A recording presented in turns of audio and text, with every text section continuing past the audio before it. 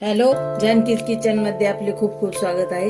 हे लसणाची पात आपण कोवळी पात अशी चिरून घेतलेली आहे. स्वच्छ धुतली पात ही लसणाची आणि चिरून घेतलेली आहे बारीक. हे आपण मिक्सरच्या भांड्यात टाकू. याची आपल्याला पातीची चटणी करायची आहे. ओल्या लसणाच्या पातीची चटणी. त्यासाठी आपण मिक्सरच्या भांड्यात टाकून घेऊ.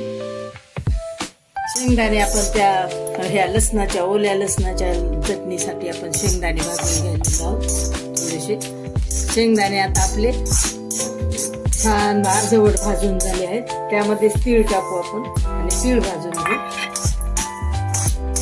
आपलं शेंगदाणे आणि तीळ तुम्हाला दाखविल्याप्रमाणे आधी थोडे शेंगदाणे भाजून घेतले, त्याच्यातच तीळ टाकले आणि दोन्ही मिक्स भाजून घेतलं. आता छान आपलं भाजलेलं आहे खमंग दोन्ही पण. आपण आता गॅस बंद करून टाकू आणि थंड करून घेऊ. यामध्येच गरम ह्याच्यात आपण जिरे टाकून घेऊ थोडेसे